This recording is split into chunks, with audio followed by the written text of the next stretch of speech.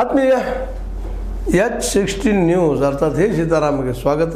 ನಾನು ನಿಮ್ಮವ MI ಅಥವಾ ಮಲ್ಲಪ್ಪ ಜೋತರ. ಆತ್ಮೀಯರೇ, ಕಾಂತರಾಜ್ ವರದಿ ಬಂತು, ಅದರ ಜೊತೆಗೆ ಕೆ ಜಯಪ್ರಕಾಶ್ ಹೆಗಡೆ ಅವರ ಅನಾಲಿಸಿಸು, ಅದರ ಮೇಲೆ ಮತ್ತೊಂದು ವರದಿ ಎಲ್ಲ ತಯಾರಾಗ್ತಾ ಇದ್ದಾವೆ.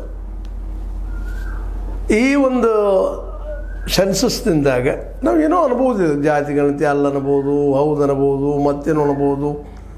ಆದರೆ ಒಂದು ಕ್ಲಿಯರ್ ಆಗ್ತಾ ಇದೆ ಇಲ್ಲೇ ಪೂರ್ತಿಯಾಗಿ, ಇದು ಈ ಒಂದು ನೆಲಮಟ್ಟದಲ್ಲೇ ವಾಸ್ತವದಲ್ಲೇ ಇಲ್ಲಿವರೆಗೆ ಏನು ಡಾಮಿನೆಂಟ್ ಕಾಸ್ಟ್ ಇದ್ದವು, ಉದಾಹರಣೆಗೆ ಲಿಂಗಾಯತ್ ಇರ್ಬೋದು, ಒಕ್ಕಲಿಗರು ಇರ್ಬೋದು, ಮತ್ತು ಮೇಲ್ಜಾತಿನೂ ಬೇರೆ ಬೇರೆ ಜಾತಿಯವರು ಇರ್ಬೋದು, ಅವರ ಒಂದು ಪವರ್ ಹೆಚ್ಚಿತ್ತು, ಅವರಲ್ಲಿ ಶಕ್ತಿ ಇತ್ತು, ಅವ್ರ ಜನ ಹೆಚ್ಚಿದ್ದಾರೆ ಅನ್ನುವಂಥ ಒಂದು ಏನೋ ಭಾವನೆ ಇರ್ತಾರೆ. ಅದಕ್ಕೆ ಈ ಸಲ ಸ್ವಲ್ಪ ಪೆಟ್ಟು ಬಿದ್ದಂಗೆ ಅನ್ನಿಸ್ತಾ ಇದೆ ಅಂತ. ಇವತ್ತು ವೈಜ್ಞಾನಿಕ ಅನ್ನಲಿ ಏನೂ ಅನ್ನಲಿ ನಮ್ಮ ಸರ್ವೆ ಮಾಡಿದ ಇನ್ನೊಂದು 10-20 ಲಕ್ಷ ಜನ ಹೆಚ್ಚಾಗಲಿ ಕಡಿಮೆ ಆಗಲಿ, ಆದರೆ ಅದರ್ಸ್ ಅಂದ್ರೆ ಅದರ್ ಬ್ಯಾಕ್ವರ್ಡ್ಸ್ ಅಂದ್ರೆ ಹಿಂದುಳಿದ ಇತರೆ ಹಿಂದುಳಿದ ಜನ ಮತ್ತು SC ST ಇವರಲ್ಲೇ ಇವತ್ತೊಂದು ಆತ್ಮವಿಶ್ವಾಸ ಮೂಡಲಿಕ್ಕಾಯಿತು. ಗ್ರಾಸ್ ರೂಟ್ದಲ್ಲಿ, ಅತ್ಯಂತ ತಳಮಟ್ಟದಲ್ಲಿ, ಇಲ್ಲಪ್ಪ ನಾವು ಇದ್ದೀವಿ, ಇಲ್ಲಿ ಪ್ರಶ್ನೆ ಮಾಡೋರು ಇದ್ದೀರಿ, ನಾವು ಮನಸ್ಸು ಮಾಡಿದರೆ ನಾವು ಇದರಿಂದ ಅವ್ರ ರಾಜ್ಯವನ್ನು ಆಳಬಹುದು ಅನ್ನುವಂಥ ವಿಶ್ವಾಸ ಆ ಜನರಲ್ಲಿ ಮೂಡುವಂಥ ಕೆಲಸವನ್ನು ಈ ಸಲ ನಮ್ಮ ಸಿದ್ದರಾಮಯ್ಯವರು ಯಶಸ್ವಿಯಾಗಿದ್ದಾರೆ ಅದರಲ್ಲಿ ಅನ್ನಿಸ್ತದೆ. ಯಾಕಂದರೆ ಇದನ್ನು ಏನಾದರೂ ಮಾಡಿ ಶತಾಯಗತಾಯ ಮಾಡಿ ಹೈಯರ್ ಕಾಸ್ಟ್ ಜನ ಅಥವಾ ನಾಯಕರು ಇದನ್ನು ಮೂರು ಗುಂಪು ಮಾಡಬೇಕು ಅಂತ ಪ್ರಯತ್ನ ಮಾಡೋದ್ರಲ್ಲೇ ಒಂದು ರೀತಿಯಲ್ಲ ಹಲವು ರೀತಿಯಾಗಿ ಈ ಒಂದು ಸರ್ವೆಯನ್ನು ಮಾಡಿಸುವಂಥ ಪ್ರಯತ್ನವನ್ನು ಖಾಸಗಿಯಾಗಿ ಇನ್ನುಳಿದ ಕಡೆ ಅದರಲ್ಲಿ ನಮಗೆ ವೋಟರ್ ಲಿಸ್ಟ್ ಅಂತ ನಮ್ಮ ಕೈಲಿರುವಂಥದ್ದು, ಅವರೆಲ್ಲ ಅದ್ರ ಎಷ್ಟು ಜನ ಇದ್ದಾರಾ ಏನು ಒಂದು ಹೆಚ್ಚು ಕಡಿಮೆ ಇರ್ಬೋದು, 10-20 ಲಕ್ಷ ಹೆಚ್ಚು ಕಡಿಮೆ ಆಗ್ಬೋದು, ಇಲ್ಲ ಅಂತ ರಾಜ್ಯ ಮಟ್ಟದಲ್ಲ 6-7 ಕೋಟಿ ಜನ ಇದ್ದಲ್ಲಿ ಹೆಚ್ಚು ಕಡಿಮೆ ಆಗ್ಬೋದು. ಬಟ್ ಈ ವೋಟರ್ ಲಿಸ್ಟಿಂದನೂ ಸರ್ವೆ ಮಾಡಿಸಿದ್ದಾರೆ. ಜೊತೆಗೆ AI ಆರ್ಟಿಫಿಷಿಯಲ್ ಇಂಟೆಲಿಜೆನ್ಸ್ ಅದರ ಮೂಲಕವೂ ಸರ್ವೆ ಆಗಿದೆ ಅಂತ ಸುದ್ದಿಗಳು ಬರ್ತಾ ಇದ್ದಾವೆ. ಹೀಗಾಗಿ ಇವತ್ತು ಏನು ಇಲ್ಲಿವರೆಗೆ ಡಾಮಿನೆಂಟ್ ಕಾಸ್ಟ್ಗಳಿದ್ದು ಅಥವಾ ಒಂದು ಆಳುವ ಪವರ್ ಏನಿತ್ತು, ಅವ್ರಿಗೆ ಇವತ್ತು ನಾವು ಆಳ್ತೀವಪ್ಪ ಅನ್ನುವಂಥ ಚಾಲೆಂಜ್ ಮಾಡುವಂಥ ಶಕ್ತಿಯನ್ನು ಈ ಸಲ ತುಂಬು ಕೆಲಸವನ್ನು ಸಿದ್ದರಾಮಯ್ಯನವ್ರು ಮಾಡಿದಾರ ಅಂಥೇಳಿ ಸ್ಪಷ್ಟ ಸಂದೇಶಗಳು ಬರೋದರಿಂದಾಗೆ ನಾವೆಲ್ಲದಕ್ಕೂ ರೆಡಿಯಪ್ಪ ಇದು ನಾವೇನು ಘೋಷಣೆ ಮಾಡೋರು ತರೋರು ಅನ್ನುವಷ್ಟರ ಮಟ್ಟಿಗೆ ಬಂದು ನಿಂತಿದ್ದಾರೆ. ಆ ಹಿಂದೆ ದೊಡ್ಡ ಫೋರ್ಸ್ ಆಗುವಂಥದ್ದು ಎಲ್ಲ ಕಾಣ್ತಾ ಇದ್ದಾವೆ. ಈಗ ಇದಕ್ಕೆ ಏನು ಉತ್ತರಪ್ಪ ಅನ್ನುವಂಥದ್ದು ಈ ಮೇಲ್ಜಾತಿಯ ಅಂತೇನು ಇಲ್ಲಿ ತನಕ ನಾವು ಅನ್ಕೊಂಡು ಬಂದಿದ್ದೀವಿ, ಡಾಮಿನೆಂಟ್ ಅದಾರಪ್ಪ ಇವರು ಅಂತ ನಾವು ತಿಳ್ಕೊಂಡಿದ್ದೀವಿ. ಅವರು ಇವತ್ತು ಇಲ್ಲ ಅನ್ನುವಂಥ ಸುದ್ದಿ, ಜೊತೆಗೆ ಈ ಒಂದು ಹಿಂದುಳಿದವ್ರ ಜೊತೆಗೆ ಮೈನಾರಿಟಿಗಳ ಕೈ ಜೋಡಿಸಲಂತೆ ಮುಗಿದೋಗ್ಬಿಡ್ತು. ಅಧಿಕಾರ ಯಾರಿಗೆ ಹೋಗ್ತದೆ ಅನ್ನೋದು ಬಿಡಿಸಿ ಹೇಳಬೇಕಾಗಿಲ್ಲ ಅನ್ನುವಂಥದ್ದು. ಅದಕ್ಕಾಗಿ ಇವತ್ತು ಸಿದ್ದರಾಮಯ್ಯವರು ಭಾಳ ಫೋರ್ಸ್ಫುಲ್ಲಾಗಿ ಗಟ್ಟಿಯಾಗಿ ನಿಂತ್ಕೊಂಡಿದ್ದಾರೆ. ಜೊತೆಗೆ ರಾಹುಲ್ ಗಾಂಧಿಯವ್ರ ಸಪೋರ್ಟನ್ನು ಅವ್ರು ಈ ಸಲ ಸಿಕ್ಕೊಂಡ್ಬಿಟ್ಟಿದ್ದಾರೆ. ಈ ಮೊದಲಾಗಿದ್ದರೆ ಏನಾಗ್ತಿದ್ದಪ್ಪ ಅಂದರೆ ಇಂದಿರಾ ಗಾಂಧಿಯವ್ರ ಕಾಲಕ್ಕಾಗಿರ್ಬೋದು, ರಾಹುಲ್ ಗಾಂಧಿಯವ್ರ ಕಾಲಕ್ಕಾಗಿರ್ಬೋದು, ಮತ್ತೆ ಅರ್ಧ ಕಾಲಕ್ಕಾಗಿರ್ಬೋದು, ಆ ಸಂದರ್ಭದಲ್ಲೇ ಈ ಮೇಲ್ಜಾತಿಯ ಜನ ಅವ್ರ ಮೇಲೆ ಪ್ರೆಷರ್ ಮಾಡಿ ಅದು ಹಿಂದೆ ಸರಿಸೋದಕ್ಕೆ ಪ್ರಯತ್ನ ಮಾಡ್ತಾಯಿದ್ರು.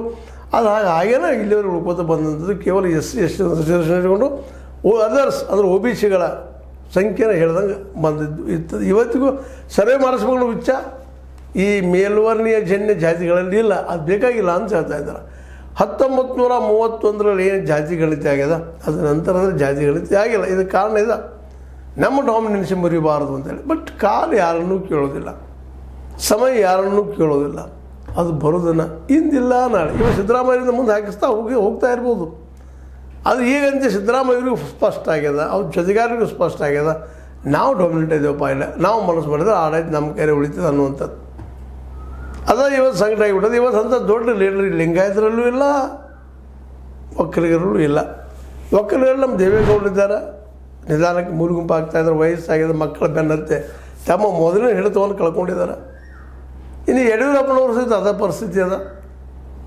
ಯಡಿಯೂರಪ್ಪನವ್ರು ಲಿಂಗಾಯತ ಲೀಡರು, ಉಳಿದವ್ರು ಯಾರಿದ್ದಾರೆ ಇವತ್ತು? ನಮ್ಮ ಯತ್ನಾಳ್ ಸಾಕಷ್ಟು ಹೇಳ್ಕೊಂಡ್ರು, ಇನ್ನೂ ನಾವು ಲಿಂಗಾಯತ ಲೀಡರು ಹಾಗೆ ಹೇಗೆ ಅಂತೇಳಿ. ರಾಜ್ಯ ಮಟ್ಟದ ಲೀಡರಾಗಿಲ್ಲ. ಇಡೀ ಲಿಂಗಾಯತನ ಒಂದು ಮಾಡೋ ಶಕ್ತಿ ಇವತ್ತು ಯಾರಲ್ಲೂ ಇಲ್ಲ, ಯಡಿಯೂರಪ್ಪನವ್ರೂ ಇಲ್ಲ, ಯತ್ನಾಳರಲ್ಲೂ ಇಲ್ಲ. ಹೀಗಾಗಿ ಒಂದಾಗೂ ಸಾಧ್ಯಗಳು ಕಡಿಮೆ ಆಗ್ತಾ ಇದ್ದಾವೆ. ಒಕ್ಕಲಿಗರು ಅಂಥ ಲೀಡರ್ ಯಾರಿಲ್ಲ ಒಂದು ಮಾಡೋಂಥದ್ದು. ಒಂದು ಕಡೆ DK ಶಿ ಅವರು ಇದ್ದಾರೆ, ಇನ್ನೊಂದು ಕಡೆ HDK ಇದ್ದಾರೆ. ದೇವೇಗೌಡರಿಗೆ ಮೊದಲಿನ ಬಲ ಇಲ್ಲ, ಕುಟುಂಬ ರಾಜಕಾರಣ ಮಾಡ್ತಾರೆ ಅಂತೇಳಿ ಡಿ ಕೆ ಶಿ ಅವರಿಗೂ ಭ್ರಷ್ಟಾಚಾರದ ಆರೋಪ ಸಾಕಷ್ಟು ಇದ್ದಾವೆ. ಹೀಗಾಗಿ ಇಡೀ ಒಟ್ಟು ಸಮುದಾಯವನ್ನು ಇನ್ನುಳಿದನ್ನು ಕನ್ವಿನ್ಸ್ ಮಾಡುವಂಥ ಶಕ್ತಿ ಇಲ್ಲಿ ಉಳಿದಿಲ್ಲ. ರಾಮಕೃಷ್ಣ ಹೆಗಡೆ ಅವರಲ್ಲಿ ಒಂದು ಚರಿಷ್ಮಾ ಇತ್ತಲ್ಲ, ಎಲ್ಲ ಮೇಲ್ಜಾತಿಗಳು ಒಕ್ಕಟ್ಟು ತೊಗೊಂಡು ತಾನೊಬ್ಬ ಲೀಡರ್ ತೋರಿಸ್ಕೊಳ್ಳುವಂಥ ವ್ಯಕ್ತಿತ್ವ ಇತ್ತಲ್ಲ, ಅದು ಇವತ್ತು ಯಾರು ಕಾಣ್ತಾ ಇಲ್ಲ. ಇಂಥ ಸಂದರ್ಭದಲ್ಲೇ ಸಿದ್ದರಾಮಯ್ಯನವರು ಕಾಂತರಾಜು ವರದಿಯನ್ನು ಹೊರಹಾಕಿ ಪಬ್ಲಿಷ್ ಮಾಡಿ ಒಂದು ದೊಡ್ಡ ಸಾಧನೆಯನ್ನು ಮಾಡಿದರು. ಅದು ಆಗ್ತದೋ ಇಲ್ಲೋ, ಎಸ್ಟಾಬ್ಲಿಷ್ ಆಗ್ತದೋ ಇಲ್ಲೋ ಇನ್ನೂ ಮುಂದೆ ಹೋಗ್ತದೋ ಗೊತ್ತಿಲ್ಲ, ಯಾಕಂದ್ರೆ ಬಂತದು ನಿಧಾನಕ್ಕೆ. ಆದರೆ ಇದರಲ್ಲೇ ಭಾಳಷ್ಟು ಯಶಸ್ಸು ಉಳಿದೆಲ್ಲ ನಾಯಕರಿಂದ ಹೆಚ್ಚಾಗಿದ್ದಾರೆ ಯಾರು, ನಮ್ಮ ಸಿದ್ದರಾಮಯ್ಯನವರು. ಅದಕ್ಕೆ ಈ ಸಲ ಅವರು ಶತಗತ ಪ್ರಯತ್ನ ಮಾಡಿ ಕಾಂತರಾಜು ವರದಿಯನ್ನು ಜೊತೆಗೆ ಜಯಪ್ರಕಾಶ್ ಅವ್ರ ವರದಿಯನ್ನು ಆದರ್ಶ ಎಷ್ಟು ದಿನ ಇದ್ದಾರೆ ಜನರ ಲೆಕ್ಕದ ಮೇಲೆ ಮಾಡಿಬಿಡೋರು, ಇದನ್ನು ಮಾಡೇ ಬಿಡ್ತಾರೆ ಅನ್ನೋಂಥ ದಟ್ಟವಾದವನ್ನು ಕೇಳಿ ಬರ್ತಾಯಿದೆ. ಯಾಕಂದರೆ ಇನ್ನುಳಿದ ಕಡೆಯೂ ವೈಯಕ್ತಿಕವಾಗಿ ಸರ್ವೆ ಮಾಡಿಸಿದ್ದಾರೆ, ಖಾಸಗಿಯಾಗಿ ಸರ್ವೆ ಮಾಡಿಸಿದ್ದಾರೆ, ಏನಿಂದ ಸರ್ವೆ ಮಾಡಿಸಿದ್ದಾರೆ, ಸುದ್ದಿಗಳಿದ್ದಾವೆ. ಹೀಗಾಗಿ ಈ ಸಲದ ಈ ಕಾಂತರಾಜು ವರದಿ ಹಂಗೆ ವೇಸ್ಟ್ ಆಗುವುದಿಲ್ಲ ಅಂತ ಅನ್ನೋದು ಅಷ್ಟು ಸ್ಪಷ್ಟ ಅದ.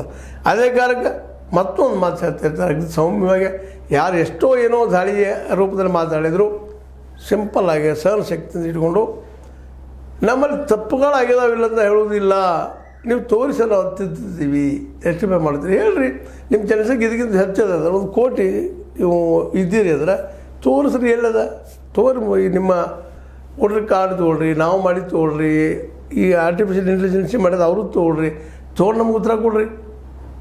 ಇದನ್ನು ಸಹ ಡಿಸ್ಪ್ರೂವ್ ಮಾಡೋದು ನಮ್ಮ ಲಿಂಗಾಯತ ಜನರಿಂದಾಗಲಿ, ನಮ್ಮ ಒಕ್ಕಲಿಗರಿಂದಾಗಲಿ, ನಮ್ಮ ವೀರಶೈವ ನಾಯಕರಿಂದಾಗಲಿ ಮಾಡಲಿಕ್ಕೆ ಸಾಧ್ಯನಾ ಅನ್ನೋ ದೊಡ್ಡ ಪ್ರಶ್ನೆಯನ್ನು ಇವತ್ತು ಹುಟ್ಟಾಗಿದ್ದಾರೆ. ಜನ ನಿಧಾನಕ್ಕೆ ಮಾತಾಡ್ಕೊಳ್ತಾ ಇದ್ದಾರೆ, ಜನ ಎಚ್ಚರಗೊಳ್ತಾ ಇದ್ದಾರೆ. ಜನ ಎಚ್ಚರಗೊಂಡ್ರೆ ಮುಗಿದು ಬಿಡ್ತೀರಿ. ಆ ಎಚ್ಚರಿಕೆ ಮಾಡೋ ಕೆಲಸವನ್ನು ಸಿದ್ದರಾಮಯ್ಯ ಅಗದಿ ಕರೆಕ್ಟಾಗಿ ಭರ್ಪೂರಾಗಿ ಮಾಡಿದ್ದಾರೆ. ಹೀಗಾಗಿ ಇವತ್ತು ಡಾಮಿನೆಂಟ್ ಕಾಸ್ಟ್ಸ್ ಏನು ಜಾತಿಗಳಿದ್ದಾವೆ ಅವರ ಏನಪ್ಪ ಅಂತಂದರೆ ಇವತ್ತು ಏನು ಮಾಡುವುದು ಅನ್ನೋದು ತಿಳಿಲಾರದು ಒದ್ದಾಡ್ತಾ ಇದ್ದಾರೆ. ಅಂದಾಗ ವಿಶೇಷವಾಗಿದು ಈ ಕಾಂತರಾಜು ವರದಿಯ ನೆಲೆಯಲ್ಲಿ ಇವತ್ತು ಇಡೀ ಅಹಿಂದ ಸಮುದಾಯ ಒಂದಾಗ್ತಾ ಇದೆ ಅನ್ನುವಂಥ ಮಾತುಗಳು ಕೇಳಿ ಬರ್ತಾ ಇದ್ದಾವೆ. ಆ ದಿಶೆಯಲ್ಲಿ ಕಾಂತರಾಜು ವರದಿಯನ್ನು ಅನುಷ್ಠಾನಗೊಳಿಸೋ ಪ್ರಯತ್ನ ಮಾಡ್ತಾ ಇರ್ತಾರಂಥ ಸಿದ್ದರಾಮಯ್ಯರು ಭಾಳಷ್ಟು ಯಶಸ್ಸನ್ನು ಸಾಧಿಸಿದರು. ಆದರೆ ಈ ವಿಷಯದಲ್ಲೇ ಡಾಮಿನೆಂಟ್ ಕಾಸ್ಟ್ ಅಂದರೆ ಒಂದು ಪ್ರಭುತ್ವ ಸಾಧಿಸಿದಂಥ ಜಾತಿಗಳು ರಿಯಲ್ ಆಗಿ ನಮ್ಗೆ ಏನದ ಪರಿಸ್ಥಿತಿ ಅನ್ನೋದು ಗೊತ್ತಾಗಿ ಅವರು ಸಹಜವಾಗಿನ ಈ ನಡೆಯುತ್ತಿರುವಂಥ ವಾತಾವರಣದಲ್ಲಿ ಹೊಂದಾಣಿಕೆ ಮಾಡ್ಕೊಂಡು ಹೋಗುವಂಥ ರಾಜಕಾರಣಕ್ಕೆ ಬರ್ಬೋದೇನೋ, ಯಾರಿಗೂ ಗೊತ್ತು ನಾಳೆ ದಿನ ಏನಾಗ್ತದೆ ಅಂತೇಳಿ. ಬಟ್ ಸಿದ್ದರಾಮಯ್ಯ ಮಾತ್ರ ಇವತ್ತು ಕಾಂತರಾಜು ವರದಿ ಮತ್ತು ಕೆ ಜಯಪ್ರಕಾಶ್ ಹೆಗಡೆ ಅವರ ವರದಿಗಳನ್ನು ತಂದ ಒಂದು ತಮ್ಮ ಎದುರಾಳಿಗಳ ಬಾಯಿ ಮುಚ್ಚುವಲ್ಲಿ ಯಶಸ್ವಿಯಾಗಿದ್ದಾರೆ. ಮತ್ತು ನಾವು ಹಿಂದುಳಿದವರೆಲ್ಲ ಒಂದು ಆಗ್ತೀವಿ ಅನ್ನೋ ಸಂದೇಶನೂ ಕೊಟ್ಟಿದ್ದಾರೆ. ಹಿಂದುಳಿದವರು ಜೊತೆಗೆ SC ST ಮೈನಾರಿಟಿ ಕೂಡಿದ್ದಾರೆ, ನಾವು 85.1 ಇದ್ದೀವಿ, ನೀವು ಎಷ್ಟಿದ್ದೀರಿ ನೋಡ್ಕೊಳ್ಳಿ ಅನ್ನೋದು ಮೆಸೇಜು ಇಲ್ಲದ. ಹೀಗಾಗಿ ತುರ್ತು ಸಿದ್ದರಾಮಯ್ಯನವರು ಹೆಚ್ಚು ಕಡಿಮೆ ಈ OBCಯನ್ನು ಅಥವಾ ಅಹಿಂದ ಜನರನ್ನು ತಮ್ಮ ತೆಕ್ಕಿಗೆ ತೆಗೆದುಕೊಳ್ಳುವಲ್ಲೇ ಯಶಸ್ವಿಯಾಗಿದ್ದಾರೆ ಅಂತೇಳಿ ಒಂದಿಷ್ಟು ವರದಿಗಳು ವಿಶ್ಲೇಷಣೆಗಳು ಬರ್ತಾಯಿದ್ದಾವೆ. ನಿಮಗೇನು ಅನ್ನಿಸ್ತದ? ಸರಿ ಅನ್ನಿಸ್ತದ, ತಪ್ಪು ಅನ್ನಿಸ್ತದ? ಸರಿ ಅಂದರೆ ಸರಿ ಅಲ್ರಿ, ತಪ್ಪಂದ್ರೆ ತಪ್ಪಲ್ರಿ, ಆದರೆ ವಾಸ್ತವ ಇದೇ ರೀತಿ ನಡೆದ ಅನ್ನೋದ್ರಲ್ಲಿ ಎರಡು ಮಾತಿಲ್ಲ ಅಂತ ಹೇಳ್ತಾ ಲೈಕ್ ಮಾಡಿ, ಶೇರ್ ಮಾಡಿ, ಕಮೆಂಟ್ ಮಾಡಿ, ಜೊತೆಗೆ ಸಬ್ಸ್ಕ್ರೈಬ್ ನಿಲ್ಲಿಸಬೇಡ್ರಿ. H16 ನ್ಯೂಸ್ ಆಡ್ತದೆ ಹೆಚ್ಚು ತರ ಸತ್ಯದ ಕೈಗಳಲ್ಲಿ ವಂದನೆಗಳು.